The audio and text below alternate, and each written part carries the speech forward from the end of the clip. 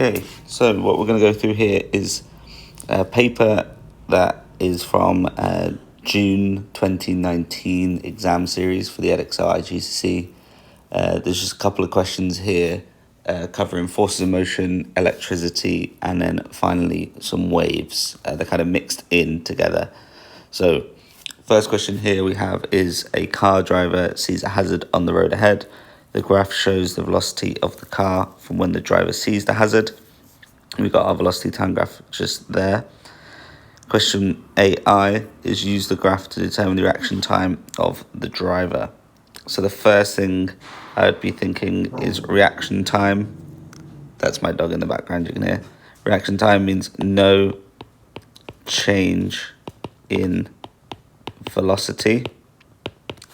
So we've got no change in velocity. We can go back up to that graph. We can have a look at where does the velocity first do something. Where does it first change? So that would be this kind of dotted line just here. Now, if we go down to the bottom, the dotted line's already been drawn for us. You can see it kind of crosses over around that point. Then all we need to do is read off the graph. So we kind of look, every one of these little lines is 0.2, which means you've got 1, 2, 3, 4.5, which means that point must be 0.9. 0.9 seconds. The second is already written for us on the answer line, so we don't need to worry about adding that in. Okay. Next, we need to calculate the stopping distance of the car. Now, one thing we need to remember, we've been given a velocity time graph. On a velocity time graph, distance equals area under the line, okay? Which means we need to find, and it's the stopping distance. So stopping distance equals thinking plus braking, so it's the whole thing.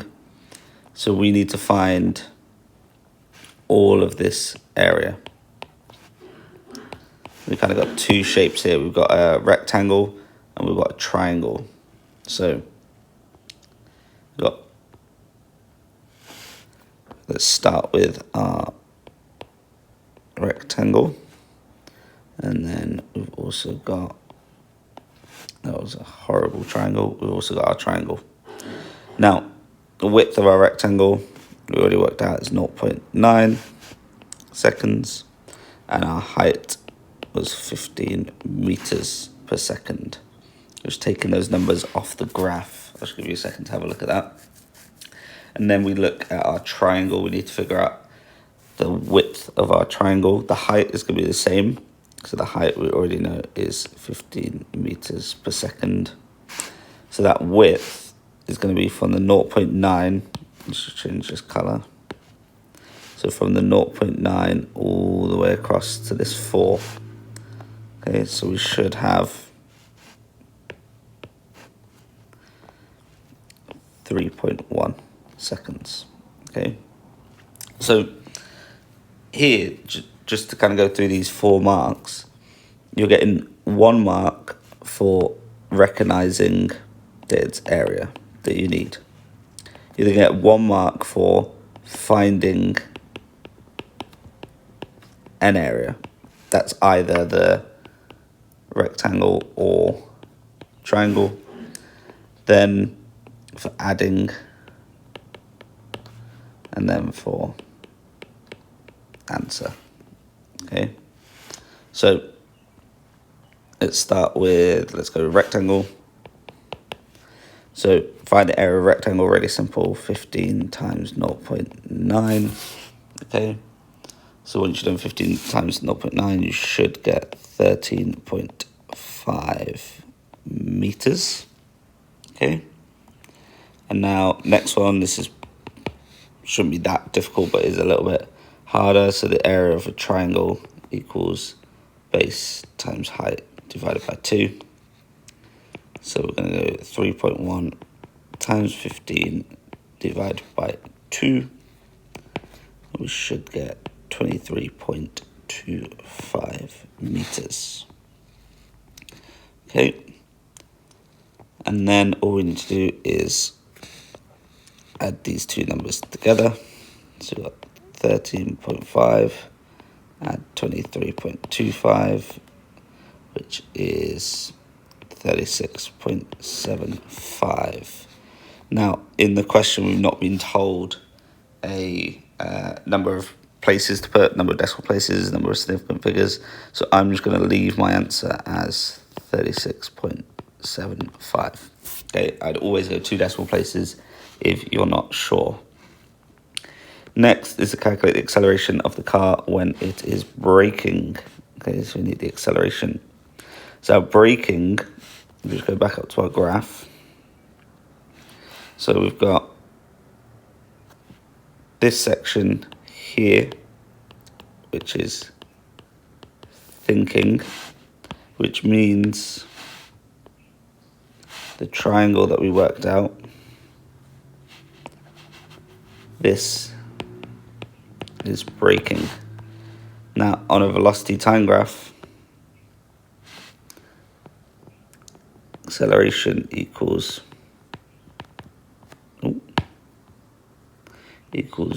gradient. Okay, so we just need to find this gradient. So we go back down. We can think about what our equation is. Remember, we always get a mark for the equations. A equals V minus U over T. A V U T. Don't know A. V is our final. So we're braking, which means our final is 0. Our start was 15 meters per second, and our time was 3.1 seconds. Remember, up here, that's the base of our triangle. So it's a case of plugging in our numbers. A equals 0 minus 15 divided by 3.1. A equals minus 4.8 meters per second squared. Remember, this minus sign is really important because it's decelerating, which means it can be minus. Okay, just put that on the answer line just to be safe. Now we go down. Let's go back to green. Next, speed of the car affects the thinking distance and braking distance. Discuss other factors that affect the thinking and braking distance of the car. 4 marks. So if it's 4 marks, we're expecting 2 for each. Okay, so I would split this up as thinking distance first. The first thing I'm always going to put for thinking distance is a distraction. That could be like a phone or music or other stuff, friends, whatever. Okay, but a distraction. The next thing I'm always going to put as well is alcohol or drugs.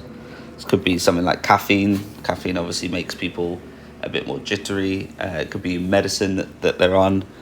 You don't really need to go into details, but alcohol or drugs. And then that's my 2 for thinking. Then I'll go to braking distance.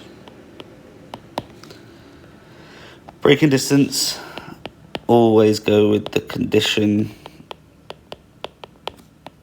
of the brakes. Now remember that they've just said what factors will affect it. They haven't said that it's necessarily going to be bad. You could say that the brakes aren't working properly or something like that. However, condition of the brakes means they're either really good or really bad. Either way, that's going to have an effect. And then next, now there's a really big temptation here to put weather. Remember, the weather could be anything. So if it's a sunny day and there's no rain, there's no nothing, then that won't affect the braking distance really at all. Not really. So if you're going to put the weather, be a bit specific. So we could put something like an icy road or anything like that. Now, what I would also go for is the mass of the car. Okay, so the mass of the car, that of looks a bit weird. Let's just write that again. The mass of the car, because that's going to always have an impact on that braking distance. Now you obviously only need 2 of those. You don't need all 3. I've just put 3 just because we were talking about icy road. Okay, next question. Student investigating how current varies with voltage. This is Ohm's law. Okay. Now we need to draw a circuit that we can use to investigate this. Every circuit needs a power supply. Okay. Then we're going to need a way of varying the current or the voltage, either one. Now, we could have a variable power supply. So if you're going to put a variable power supply, you would put that symbol. So it's the power supply with an arrow through it. Now, I always prefer to actually do a variable resistor. So like that.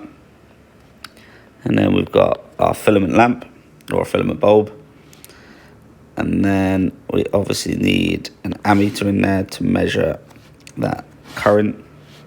And then we need a way of measuring the voltage of the bulb.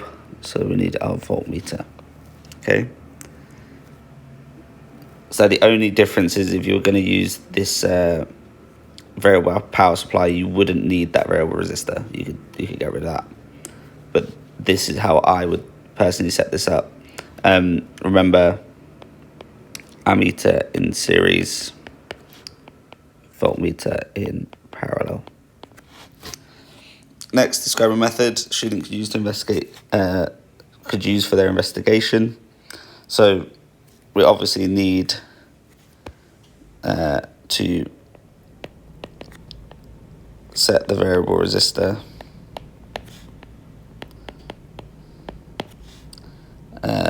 to whatever. So you don't really need to be specific about that. We're just setting it somewhere. Okay. Once we've done that, we need to record the current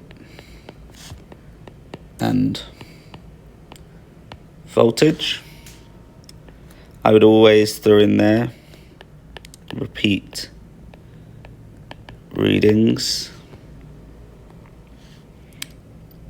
to find an average. Okay, it's always a safe bet to throw that in there whenever you ask for a method. Okay, then I would change resistance and take new readings. Okay, change the resistance up, move that variable resistor. Okay, and then I know we've saying more than 4 points here, but we're just making sure that we hit everything. Then plot a graph of V and I. You'll notice up here I use the words current and voltage. Down here I'm just going to use symbols. I've already described what I'm doing, so I can now get away with doing symbols. Make sure you write the words first before you write symbols. Okay, that should easily get all 4 of those marks. One thing to be careful of whenever you do Ohm's law is you need to turn off between readings. Turn off, really, we should say, circuit. The reason we turn everything off is that once it's running, you're going to build up a bit of heat, and that heat is going to affect resistance. So we're obviously trying to discover the resistance of something. So if we're affecting it with that heat, we're going to kind of mess with our reading. So that's always a safe one to add in as well. Whenever you're talking about Ohm's law, doesn't matter if it's a filament bulb, doesn't matter if it's a diode, whatever, turn off the circuit in between. Also, just a good safety tip, because you don't want things getting too hot. things can easily break. Okay, next, part B. Oh, a lot of writing here. The student extends the investigation by recording additional data for the lamp. This is her method. For each voltage, switch the current on for 45 seconds. That could be important. Okay, 45 seconds. Record the current and color of the lamp. Okay. Calculate the power and the energy transferred by the lamp. The table shows the students' results. So we've got voltage, we've got current, we've got power, and we've got energy and color. Now we can see there is an empty box here, so we can already kind of predict what a question might be. But let's move on to the questions. State the unit for current. Amps. Okay. Now you could put just the symbol and get away with that. Probably most common mistake there is writing I, which is the symbol for current, not the unit. Now calculate them. There we go. There's that gap that we'll talk about. Calculate the missing value of energy for the voltage of 4 volts. Give your answer to 2 significant figures. So now we're being told a specific number of digits to give. So first of all, we need to figure out, how do we calculate energy? So energy equals current times voltage times time, or power times time. Because we've been given the power. Oh, screen's jumping around. We've been given the power and we've been given the voltage and current. So we could do either one. Now the time, I'm going to go with that first equation. So let's just write everything down. EIVT. So E, we don't know. That's what we're trying to figure out. The current is this one just here, 0.9 amps. Voltage was 4.0 volts. And time was 45 seconds. Now that was just up here. This is our time. So now it's just a case of plugging all our numbers in. E equals 0.9 times 4.0 times 45. So E equals 162 joules, roundabout. However, we need 2 significant figures. So that 2 significant figures is 160. Okay. Now, as the color of the star is related to its surface temperature, the sun is yellow. Okay. Use the student's results to identify the color of a star that is cooler than the sun. Now, cooler than the sun means less energy. So we want to know what color it would be if it has less energy than the sun. So let's go back to our table here. So as we're going down, we now know that's 160. As we're going down, we're getting less energy. So if the sun is here, we basically want either of these 2 colors. So red or orange. We don't really know. So red or orange. Both of those answers would be correct. Okay, next. In terms of refraction, so we want to know what the term refraction means. Oh, my dog's going a bit crazy. We want to know what the term refraction means. So it is when waves change. Now, most commonly people write direction. That's fine. Let's go with that. Direction. Importantly, it is when they change medium or material. Okay, they don't just randomly do it. There's a reason they're doing it. So they're changing material, they're changing medium. So we get a change in direction. Now the diagram shows a ray of light from a torch on the surface of a pool of water. The angle of refraction of the ray of light is 33 degrees. So which means this is our angle of incidence, because that's the one coming in.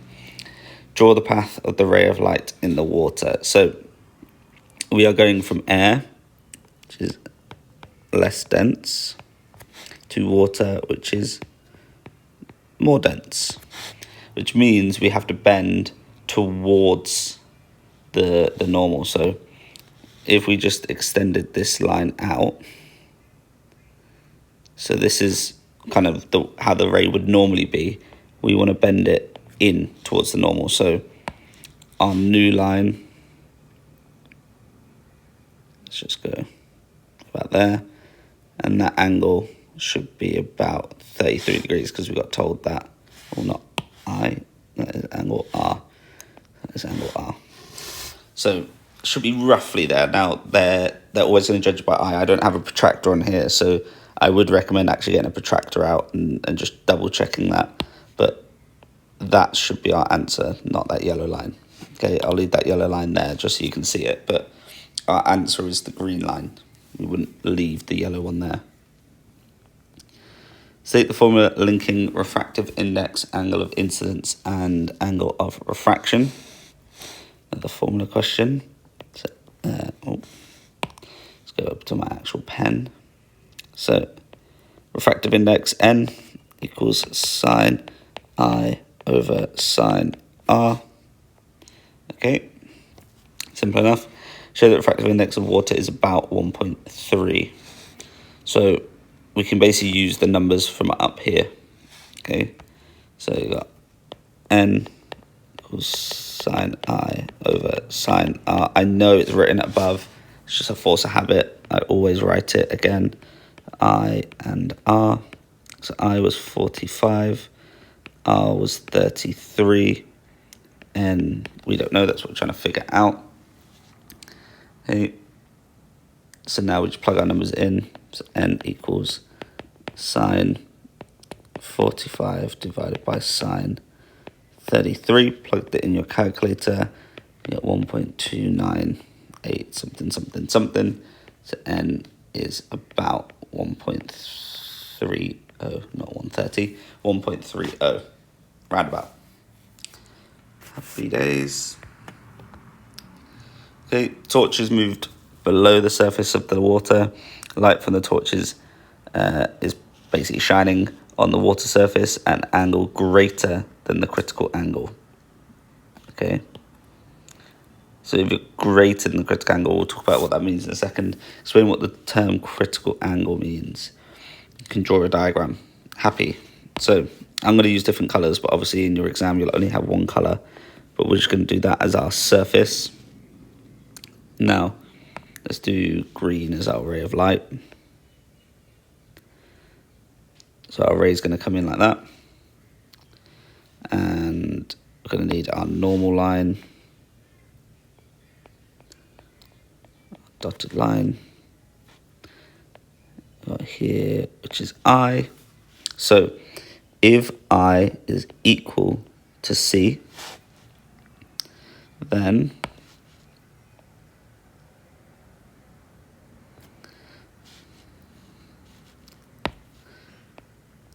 this is R. R equals 90 degrees. Okay, so basically critical angle is the exact angle that you shine onto a surface or onto a medium, and the refraction is exactly 90 degrees, so it basically follows the surface. So we can also kind of show what would happen if that was different. So let's now to an angle I. Now if I is bigger than C, what we actually end up with is reflection.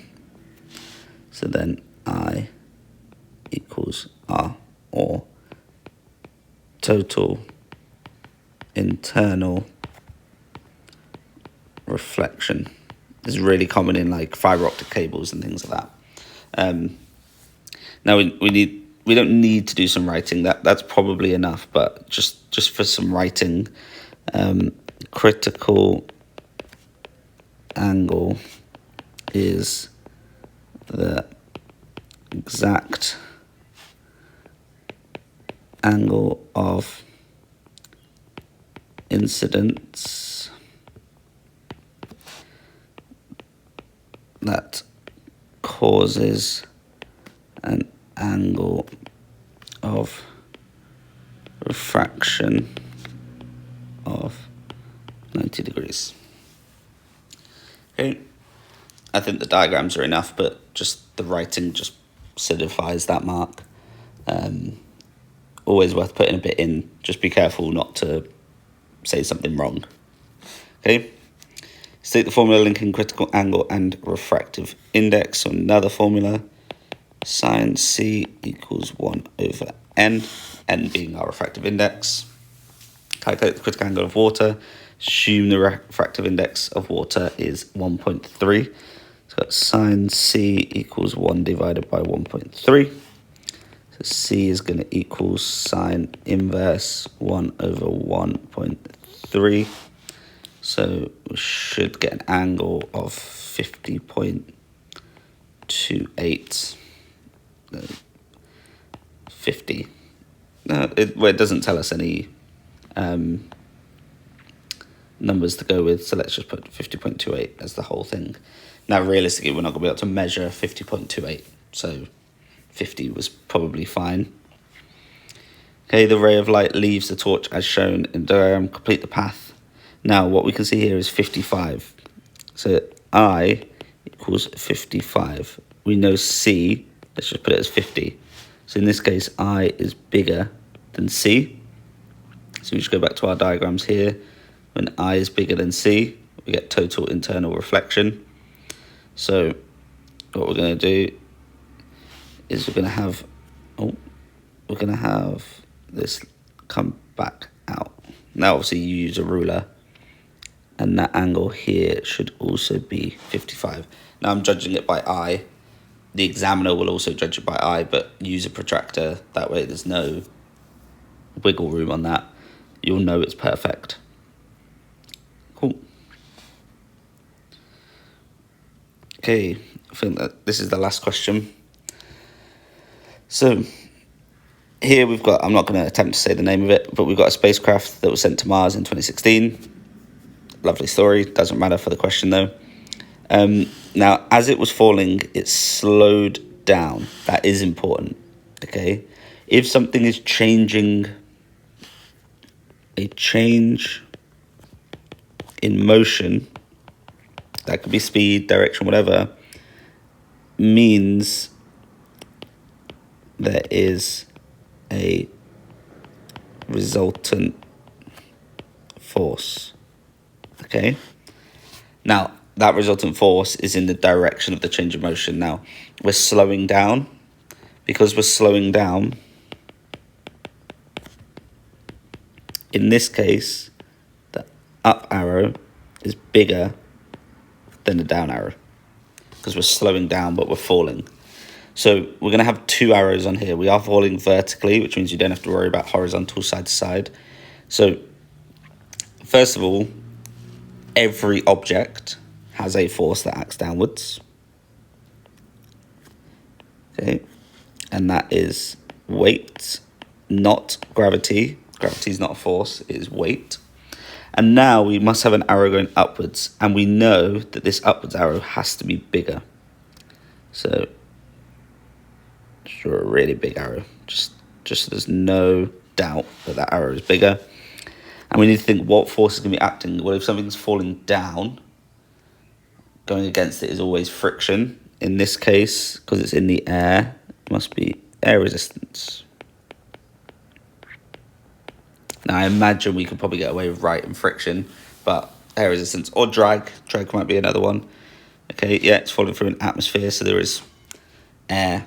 Obviously, on Mars, it's a bit different, but we can still call it air resistance.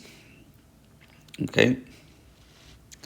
Now, open the parachute, slow down, explain how the spacecraft reaches low terminal velocity after opening the parachute. Now, it's really important. This is what we kind of call a system in physics. So we're setting our boundaries. So we're talking about just as the parachute opened. Okay, we're not talking about before. We're not talking about when it hits the ground, just when that parachute opens. So I need to think now, what happens as the parachute opens? So let's start with as the parachute opens, first of all, air resistance will increase. That's a given. The air resistance is going to go really big. Okay. Now, in that case, the air resistance will be a lot bigger than the weight. So remember that resultant force that we're talking about, that will get even bigger. So the resultant force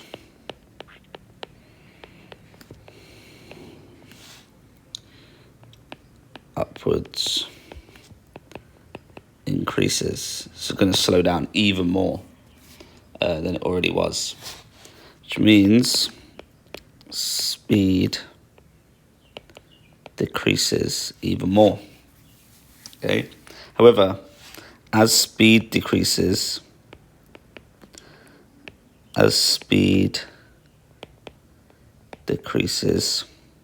so does air resistance. So, for example, if you just put your hand in front of you flat and you wave it around, when you wave it slowly, you can't really feel the air. When you wave it really fast, you can really feel the air. So it just shows that speed affects how much air resistance you're going to have. So at some point, air resistance will equal the weight. And at that point, we've reached a new lower terminal velocity. Okay.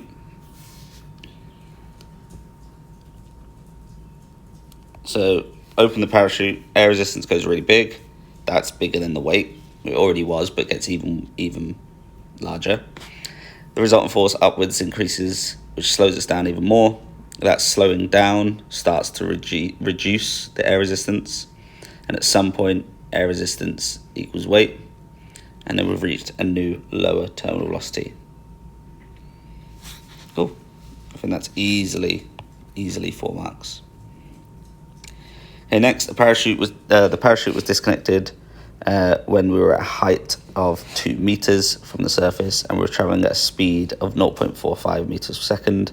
We want to calculate the speed just before it hits, and we've been given an acceleration. So here we've been given a distance. Remember, a distance is s, not d. We've been given a starting speed because we're trying to find the other one. So this is a starting speed. So starting is u. We want to find v, and we're given a. Now we need to think of an equation. Now we have actually been given the equation earlier on, which is v squared equals u squared plus 2as. That is found on the formula sheet, which is all the way kind of at the top. So this one just here. Okay, so we can use this equation. Okay, scroll back down. So this is the equation we want to use. So you write everything down. U A S. V we're trying to find. U was 0.45 meters per second. A 3.4 meters per second squared, and S 2 meters. So V squared equals 0.45 squared plus 2 times 3.4 times 2. Now, I would put all of that in brackets, that end bit, especially when you put it in your calculator. So V equals root 13.8 roughly. Okay, so V equals 3.7 meters per second. Just put that on the line. Now suggest why Mars has a lower gravitational field strength than Earth. Really simple. The amount of gravity something has is completely dependent on its mass. So not about being longer, wider, whatever. It's about the actual mass of the object. So if it has a lower gravitational, we can just say Mars has a smaller mass than Earth. Really simple answer. Okay. And that's the final question. Hopefully that is useful. Play it back as many times as you want. If you need to pause at any point, obviously make sure you do. Have a go at the questions first. There might be small little mistakes that you made. But yeah, I guess if I was a famous YouTuber, I'd say like and subscribe at this point. But good luck. Have a go through. Let me know how you get on.